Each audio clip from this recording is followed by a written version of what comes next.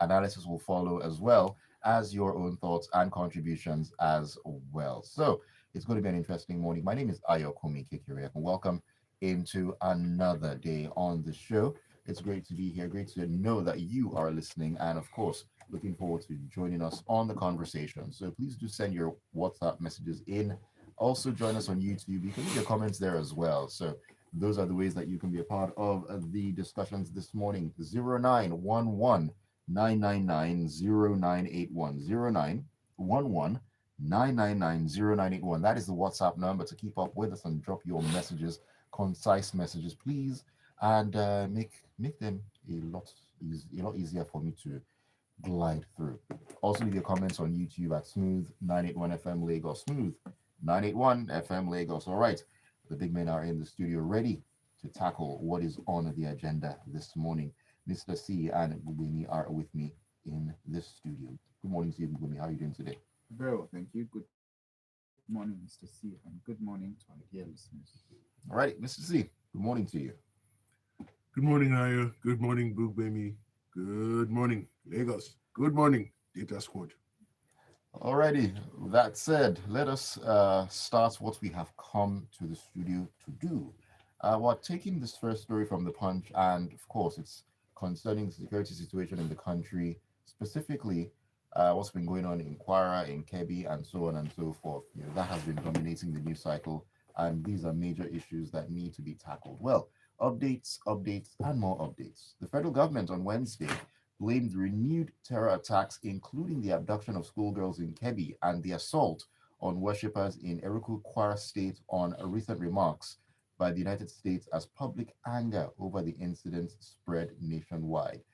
Secretary to the government of the Federation, that's George Akume, said Trump's posts alleging Christian genocide in Nigeria and threatening to deploy U.S. troops had inadvertently emboldened opportunistic violent groups now seeking to justify attacks on soft targets. End of quote on that one, Mr. C.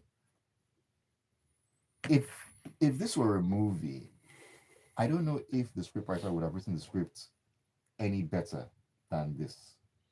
Just what could be the thought process behind that statement that was made? Okay, thank you, Ayo. So I'm in shock. I'm still looking for the logic behind the statement. I'm not sure what material the SGF looked at to arrive at this shocking position. Now, he also says that the abduction of the schoolgirls in Kebbi and the assault on worshippers in Eruku in Kwara State on recent remarks by the United States as anger over this incident spread nationwide.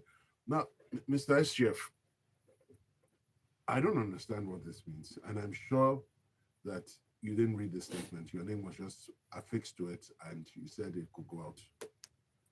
How are you blaming the United States of America for the shocking incompetence of your security agencies? Make it make sense. Even the commander in chief here said an alert was issued, intelligence had been received, an alert was issued. And we now understand from the survivors of the shocking incident in Kebbi that there were military men in the school compound taking pictures as the celebrities that they are, and that they left 30 minutes before the attack started. Now, in Kwara State, a church service was going on. And listeners, you need to understand this. The church service that was live streamed was a Thanksgiving service for 18 people who had recently recovered their liberty after a period of abduction.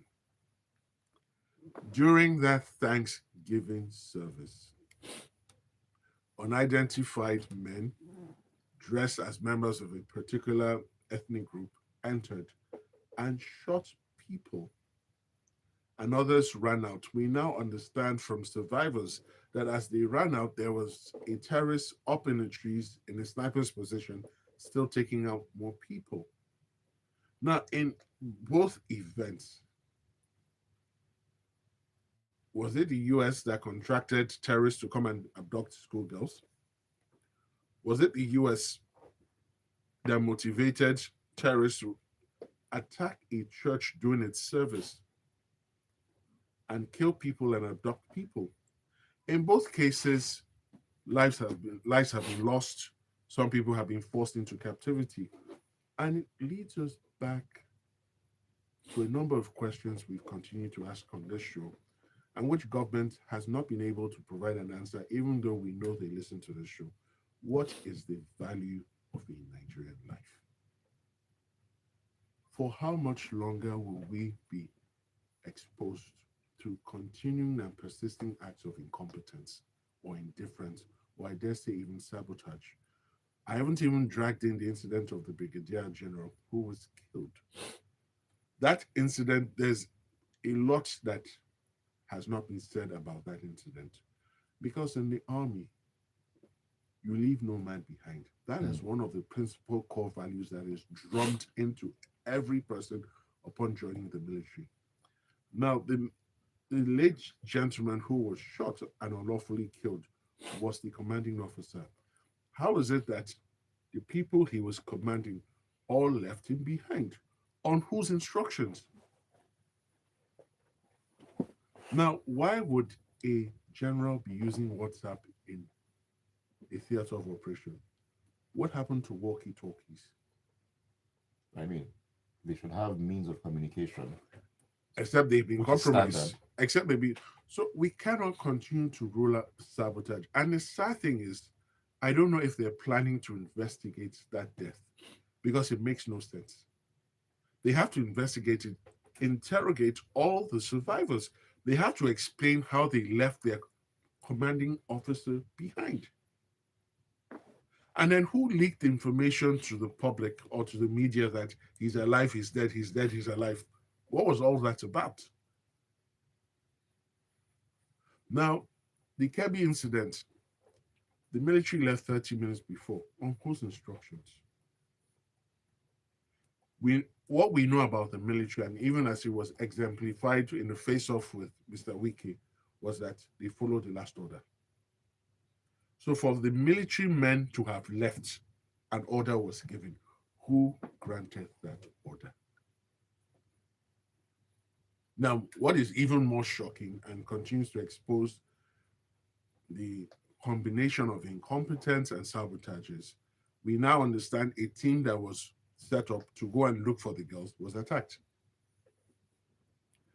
Now, in all of this, what hope does the common man have if the people who are given tasked with the responsibility of securing our lives and property cannot secure their own lives? That's quite a bit. Why should we believe or even pretend to believe that they can secure ours? Then leads us to another question. Why can't Nigerians bear arms? Because this is you can't go into a boxing fight with one arm tied behind, restrained behind your back. You are not going to win that fight. Now, will an investigation be launched to show why there was such a security failure in Kebbi? And remember, there was a warning event before that. The deputy speaker of the Kebbi State House of Assembly was abducted. He was released, and allegedly a ransom was paid. What has the reaction of the Nigerian security government and the security architecture been? Oh, we're going to set up a forward operating base in Ayokunmi, in Ekiti local government. We've asked the police to go after the bandits. Meanwhile, a local youth leader says no, that they were prepared to go after them, and the police there stopped them. So two things. Police, you're not ready to do your work. That's assuming you even know what the work is. Those who are ready to do it, why are you stopping them? Now, the DSS issued alerts for attacks in two states, Ondo and Kogi. We were told that our security has been beefed up. And then, boom, two other states. What is the way forward? How many more Nigerians need to die needlessly and unlawfully before we get a full hold on this? And then what are we told?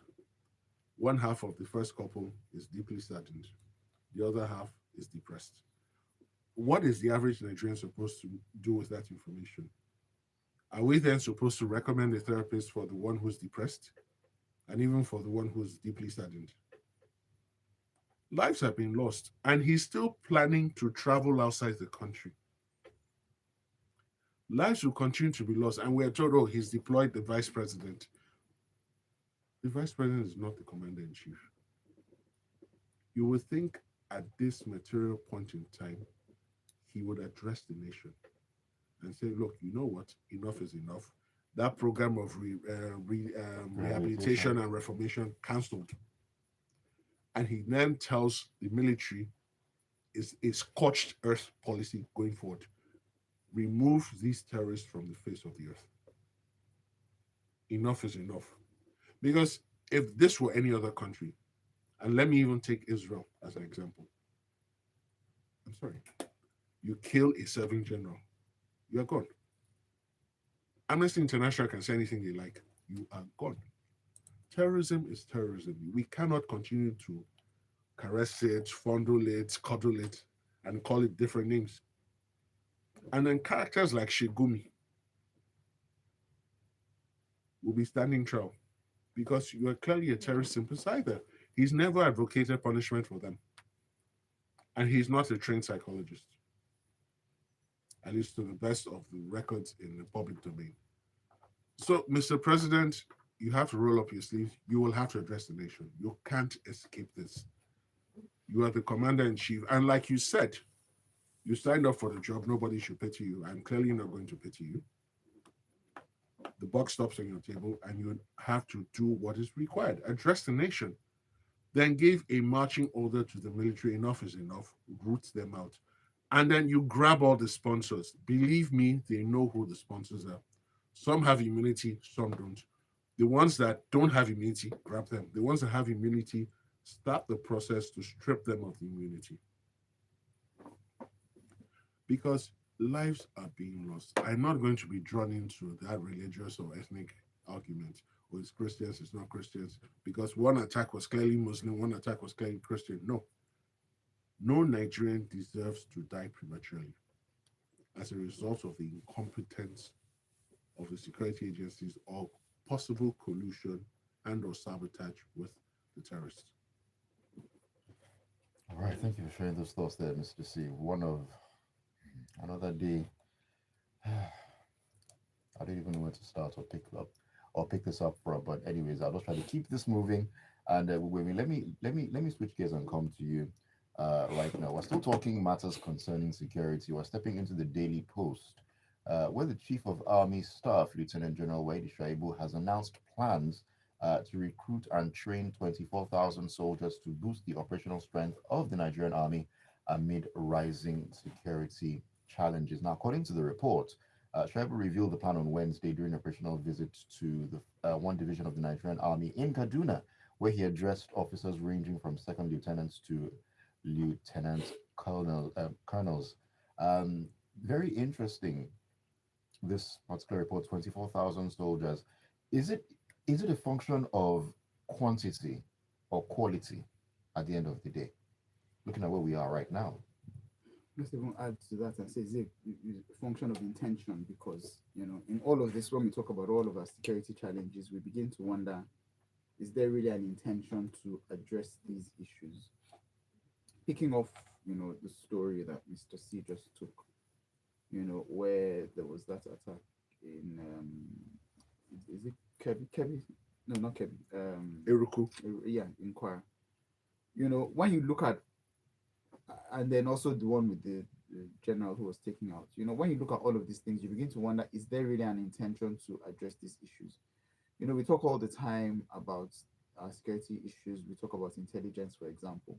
I personally believe, and there's no one who can convince me that we have access to intelligence, which is one of the things that baffles me because it constantly appears as though we either do not have intelligence, we don't use intelligence, we don't take it seriously, and then things happen, and you begin to wonder, but you should have had intelligence. You should have had access to all this sort of information, but nothing has happened.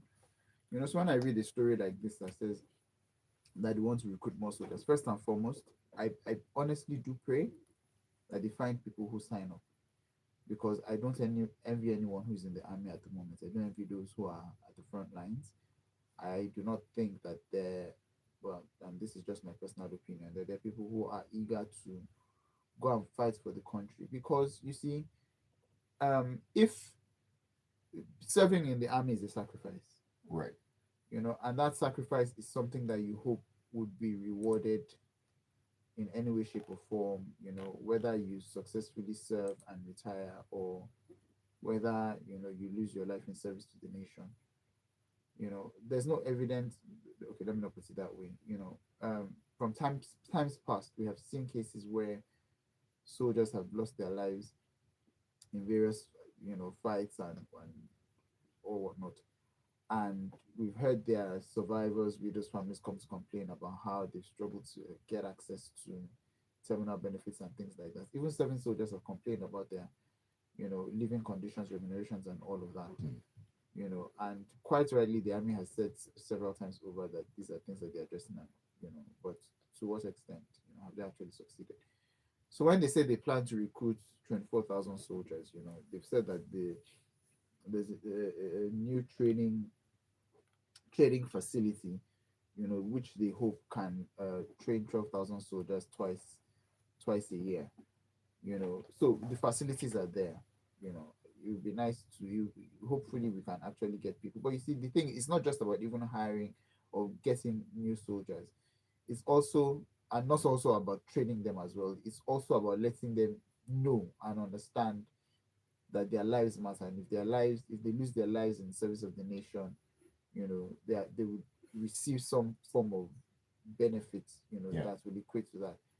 I'm not sure that currently exists, so there's no real value proposition from the way I see it that convinces anyone to say that they even really want to join the army. And then, looking at the latest incidents where this general was taken out as well, Mr. C asked quite a number of questions, because it looks as though the general was abandoned, in the line of fire. How did his troop make it out, and he that he was commanding the troop did not make it out? How was it that he had supposedly escaped and then again he was captured? So all of these things, I- honestly. Okay, so I agree with what Gbubemi said, but I have two things to add. Is it the same government that struggles to pay the existing soldiers Uh-huh. their due salaries, salaries and allowances as at when due, that is going to pay 24,000 soldiers? And the second question is, please, where is this money coming from? Or are these soldiers going to do it for free? Hmm. Because the math is not adding up at all. And then finally, some people join the army not for sacrifice, so they join the army to hammer. Uh-huh. And I raise you the JTF operations in the Niger Delta. Let me take a message or two before we jump back in, Mr. C. Lots of security-related issues on the agenda this morning, but hey, that is where we are as a country right now. This is Chidozie who says, whomever is blaming the US for recent terrorist attacks in Nigeria is obviously trying to play reverse psychology. However, looking at it from a logical point, you can deduce how unintelligent it actually sounds. This is Ewa Inoniru who says, Nigeria is not in all caps, ready to stop this terrorism. The government is actively involved and culpable in these terror attacks and is still playing politics with the lives of its citizens. Hmm. All right, keep them coming in. 0911 All right, Mr. C, into the Daily Trust we go. And this one says that Hussein Ismaila, one of the leaders of the Islamic State West Africa province, that's ISWAP, prosecuted by the Department of State Services for alleged terrorism, has been convicted of offenses of by a federal high court judge, a federal high court in Abuja. Justice Emeka Nwite pronounced the sentence in a judgment delivered after Ismaila, aka Mai Tangaran, pleaded guilty to a 4 count terrorism charge brought against him by the secret police. Mr. C, this seems like, well, I mean, I'm not in the legal field. You can give us a better idea of this, but I mean, 20 years for an ISWAP leader whom are still waging war in Nigeria at the moment. This doesn't seem like a fair sentence for the crimes committed. I could be wrong, though, but hey, you're the legal luminary here. You see why I say we're not a serious country? This right here, that's it. If you were in doubt before, today, this is the final proof you need. This is the only proof you need that Nigeria is an unreal and an unserious place. Now, let me educate the listeners. This individual was the coordinator of 4 different attacks. He was the coordinator of the attack on the police headquarters in Kano State, the mobile police base in Kano State, the Farm Center Police Station, Kano State, and Guayaquil Police Station, Kano State, and amongst other places. So this is clearly an individual who is inclined to be violent, to be murderous. Right? Why? Because certain other individuals do not agree with his brand of extremism as it pertains to religion. That's it. Now, he was arraigned in 2017. Trial was going on. After the 5th prosecution witness gave evidence, he decided to change his plea. So, first things first, the change of plea happened in 2025. 8 years for what? When the evidence is there, why is it taking 8 years? Then in allocutors, his defense counsel says he's now remorseful. Then the judge of the Federal High Court says he's sentenced to 15 years on count 1, 20 years on count 2, through to 4. And that when he finishes, he should be subjected to both rehabilitation and de-radicalization before being reintegrated with the society. And that the sentence should go back to 2017. Now, the import of that, ladies and gentlemen, is that in 7 years from now, that is 2032, this individual will be returned into society. Now, contrast that with an individual who is convicted of attempted armed robbery. Attempted armed robbery means you were not successful. You are getting life. This is someone who set out to take lives, especially of policemen. On multiple occasions. Yes. And he's being given 20 years. And then we say we're fighting terrorism, right? So in one breath, one section is fighting terrorism. Another branch is signing peace deals. And we don't get it. The political class don't get it because they are part of the problem. But people who support these charlatans and comedians also don't get it. Look at that old woman in the Kwara State video struggling to save her life. That will break the most hardened heart. Even if Medusa had cast her gaze upon you, that sight alone will break it, will break the spell. And he's getting 20 years. How does this make sense? Then the chap in Adama who was defending himself and trying to protect his life got a death sentence. And in all of this, we have a National Assembly, supposedly, on paper. Will the AGF say he's not aware of this case?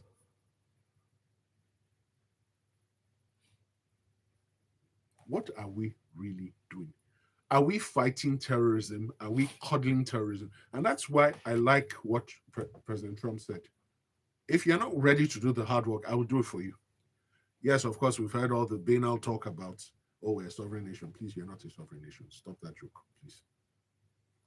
When you are asking for giveaway every 2 seconds, you are not a sovereign nation. when you have leaders who travel out even for routine checkups, how sovereign are you? Hmm. We need to start behaving ourselves in this country. But this, I don't agree with the sentence. I don't. So even the selection of the charges, I'm sure they could have gone for life. I'm sure there's an offense they could have located in the criminal code books and any of the criminal provisions that would have secured a life or death sentence. This business of your repentant, you can be repentant until your death sentence is executed. Then you are reunited with your maker and you can convince your maker that you are truly repentant. A sovereign nation where, in parts of the country, large numbers of local governments are under the control of non-state actors. I wonder how sovereign we are at the end of the day. Anyways, Mr. C, let us, and we'll talk about the resident doctors. Because of time, I'll bring both of you into this particular one because it's also very important. I want to talk about it. Time has flown by, and hey, it's understandable with all the major issues on the ground. Let's step into the vanguard, and that's number three. The federal government has enjoined the Nigerian Association of Resident Doctors (NARD) to suspend its ongoing industrial action, saying that 19 out of 20 listed demands have already been addressed. The Minister of Labor and Employment, Dr. Mohamed Megari Dingyadi, made the plea in Abuja during a conciliation meeting with relevant stakeholders. Mr. C, I mean, the minister has said that 19 of those demands have actually been addressed. When he says addressed, does it mean that they've been signed, sealed, and delivered? No, it doesn't mean that. So what he's saying is they've started the process of dealing with some of those demands. And again, two people are having a dispute, right? You have to show conclusive proof that you have done everything they've asked.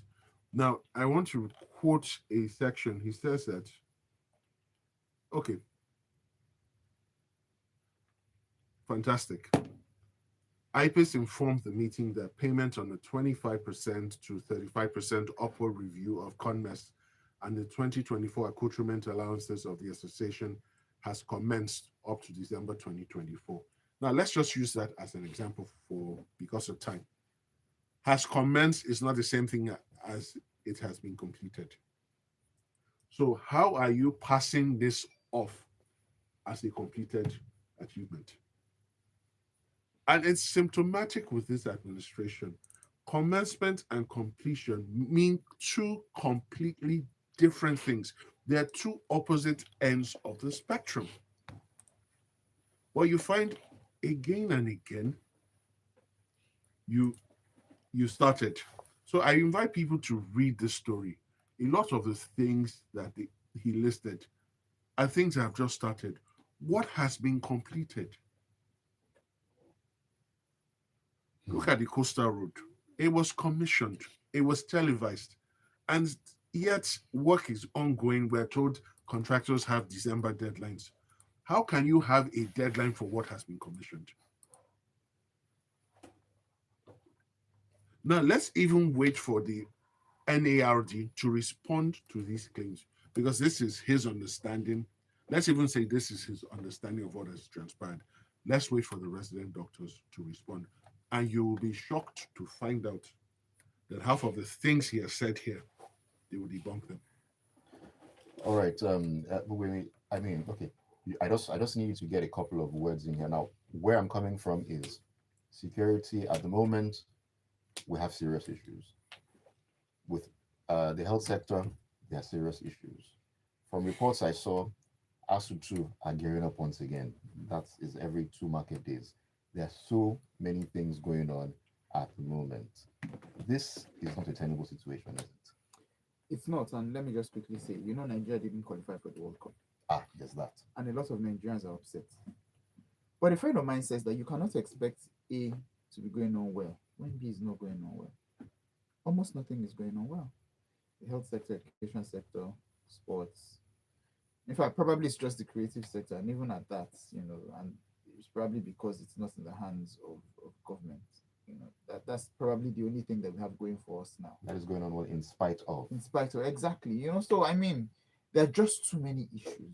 It's not a problem of resources. We have the resources, we have financial resources, we have people, all the kinds of resources, we have them. Are we deploying them properly? There's a lot of wastage, there's no planning, no focus, and what always upsets me is how government always comes and makes it seem as though they're focusing on the right things, and then things happen to show that they're not focusing on the right thing. And when I say government, I'm not just talking about the federal government, but the state governments, all those in leadership positions across, ministries, agencies, and all of that. It's like there's a united sort of action to make sure that nothing is really done. Only very few people in leadership positions in this country, are actually even focused on doing the work that they're doing. And many of those activities, many of those good results have been overshadowed by the lack of performance in various other sectors. I constantly think about it. There's so much to do and nothing is being done, or almost nothing is being done. All right. On that note, let me take your messages. Okay, this is from Stan. Stan says, "Why am I even thinking these terrorists might even put their folks or themselves for recruitment so as to get access to all military leaks and direct operational plans? Why not put this recruitment on hold and get machinery to solve this urgent insurgency? To me, it's laughable to read this kind of news from the army. And as for the president, doesn't he read newspapers? Because I can't imagine a leader still feeling fine after all the tragic news in the papers. I just tire. He did say he's depressed, that the news has been depressing him. So there's that, Stan. And then he says, I disagree that everything is not going on well. How about corruption? Is it not going on well? Tony Marine Beach says, wonderful analysis. So many reasonable questions begging for answers, but such answers will never come in a country like ours. Nothing will be questioned or investigated, and the evil cycle continues. I wait for the funny defense some persons are taking all the way to the US. There must surely be an end to every nonsense, either by boots on the ground, guns blazing, or otherwise. If I may ask, after serving 20 years, will the animals be re-prosecuted and jailed or released among humans? You can see that the syndicate have done their homework and gotten results. Interestingly, funny. This is Tayo, who says, you'll join the Nigerian army and it will scar you with war and unpaid wages after retirement. This government thinks America is local opposition. This should continue. After spending some time, the convicts would be pardoned. Meanwhile, there's someone who is being given life for self-defense while farming is given the death sentence. Oh, the irony. Nigeria is ever forgiving on terrorism. That in itself is a very, very worrying thing. Jerry says, good morning all. Ayo, if now you go join, you go join the army. I'm not built for it, Jerry, but I mean, you could take a gander at it, Joseph Meyer in Silver State says, if my memory serves me well, George Ayokunmi was a former governor of Benue State. That is true. What's the situation in Benue at the moment? Now, for all those who standing on the mandates, that is intolerance, are intolerant opposition, but quick to blame American government for Kebbi and Kwara attacks. Sincerely, the very day the government starts to unlife terrorists and their sponsors, not 20 years jail sentence, while someone who defended himself is sentenced to death. May God help us all. Lekon in Lagos says, good morning, crew. Congratulations to the president. General was killed, 145 killed in 4 days, 25 students abducted by the repentant bandits and Boko Haram. Now, the president said they have repented and have been given billions of naira. Even the rubber stamp Senate passed the bill for repentant terrorists. And I have read this message before, Lekon. I have read this exact message before, if I remember correctly. Yeah. Daniel from Festac says, is the problem just numbers of soldiers or more of incompetence and internal sabotage? Is there a follow-up on the recruited ex-Boko Haram or herdsmen terrorists in our military? Are they going after the sponsors and sympathizers of the terrorists? I don't support sending in more soldiers if they're just going to be killed or recruited to join the terrorists after training. I don't trust the leadership of our security apparatus anymore. They are more like politicians than professionals. Like I said yesterday, I can only pray for help now. And Ajayi Oluniloa says, good morning, Ayo, and all the big men.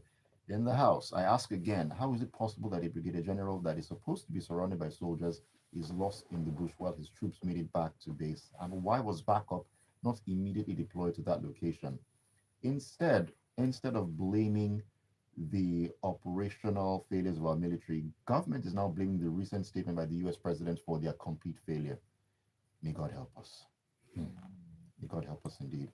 All right, we need to wrap it all up. Thank you all so much for the messages. Another tough morning, but hey, we got through it in one piece. Thank you for all the contributions, and thank you to you, Mr. C, and of course, Gbubemi, for joining me. I definitely couldn't have done all this on my own. Thank you for having me. Mr. C. Thank you, Ayo. Thank you, Gbubemi. Thank you, Lagos, for listening. And let's decide what we're going to accept and what we won't accept. We cannot continue to accept incompetence on a persistent and consistent basis and then simultaneously expect things to get better. The two are incompatible. All right, Lagos, let's make the best of today and just keep ourselves safe out there as we journey along on our endeavors. It has to be better. I mean, there's nowhere else to go but up, right? Right. Anyways, my name is Ayokunmi Kekerekon. Thank you all once again.